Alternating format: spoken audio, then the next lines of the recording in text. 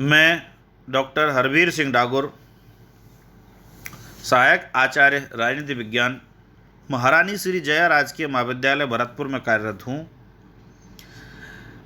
राज्य पर चर्चा करते हुए इसकी तीसरी कड़ी में अब मैं चर्चा करूँगा हॉब्स के राज्य संबंधी विचारों पर। हॉब्स स्टेट शब्द का प्रयोग ही नहीं करता, इसने कॉमनवेल्थ शब्द का प्रयोग किया, जो सोसाइटी, स्टेट और गवर्नमेंट तीनों का मिश्रण है। इसी कारण कहते हैं कि हॉब्स समाज और सरकार में कोई अंतर नहीं करता। हॉब्स ने एक नया तरीका निकाला जिसे गणितीय पद्धति या ज्योमेट्रिकल मेथड कहा।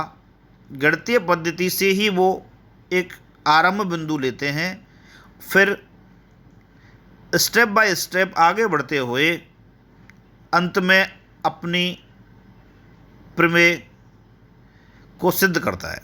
जैसे गणित में हल अकाट्य है, अंतिम है, वैसे ही हॉब्स इसे मानता है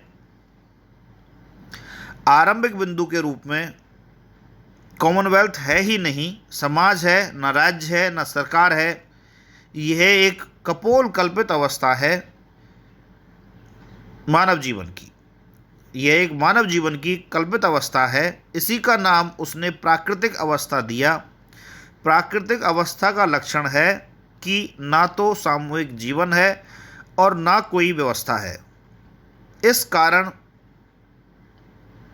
संपूर्ण जीवन में लड़ाई झगड़े मौजूद हैं, मारकाट है। ऐसी हालत में प्रत्येक मनुष्य अपनी सूझबूझ के अनुसार कार्य करता है और इसी सूझबूझ को हॉब्स लॉ ऑफ नेचर कहते हैं या प्राकृतिक नियम। अर्थात प्राकृतिक अवस्था में प्राकृतिक कानून है जो मनुष्य से कहता है कि जो ठीक लगे वो करो अगर तुम्हें जीवित रहना है। इसलिए प्राकृतिक युग में मानव का जीवन अकेला, गंदा, विवश और पाशविक तथा छोटा है।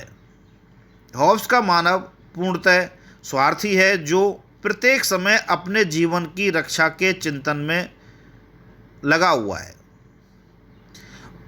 और उसमें भय है। इसे मौत का भय, मैकेवर साइकोलॉजी कहा गया, अर्थात मौत के भय का मनोविज्ञान। प्राकृतिक कानून मनुष्य को समझाता है कि इस भयानक अवस्था को हटाने के लिए कुछ किया जाए। इसलिए लोग आपस में एक समझौता करते हैं और फिर किसी व्यक्ति या व्यक्तियों के समूह या सभा को चुन लेते हैं और उनके पक्ष में अपने सारे अधिकार समर्पित कर देते हैं।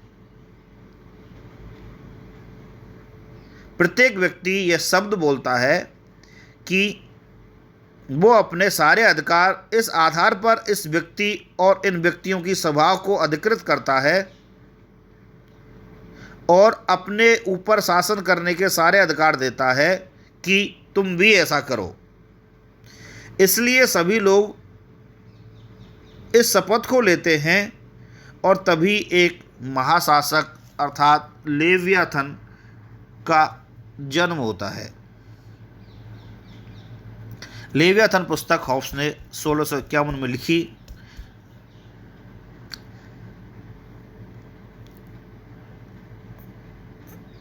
इसी के साथ कॉमनवेल्थ बन जाता है, जिसका अर्थ है सभी लोग मिलजुल कर शांतिपूर्वक रहते हैं। लेवियाथन राजा है जो आदेश देता है और वही कानून है, इसलिए सरकार बन जाती है।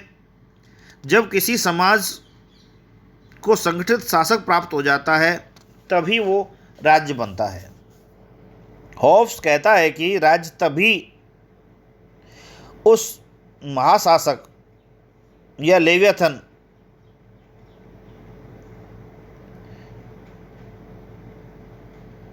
हॉब्स कहता है कि तभी उस महाशासक या लेवियाथन का जन्म होगा जो नासवान भगवान है, जिसके नीचे हम सब रहते हैं। लॉ ऑफ नेचर के यहाँ तीन अर्थ हैं। पहला, मनुष्य पूर्णतः स्वार्थी है, इस कारण हमेशा अपनी सूझबूझ से कार्य करता है, इसलिए प्राकृतिक युग में मनुष्य जो चाहता है वही करता है। प्राकृतिक कानून मनुष्य को सूचित करता है कि इस भयानक अवस्था को हटाया जाए और इसलिए लोग सामाजिक समझौता कॉमनवेल्थ बना लेते हैं। लेवियाथन अपने लोगों की जीवन की रक्षा के लिए स्थापित किया गया है, इसलिए लोगों को सामाजिक समझौते का उल्लंघन नहीं करना चाहिए, क्योंकि उन्होंने अपने सारे अधिकार अपनी सहमति से लेवियाथन को सौंपे हैं। महाशासक लोगों के प्राण लेता है या उनके जीवन को खतरे में डालता है तो या उन्हें भोजन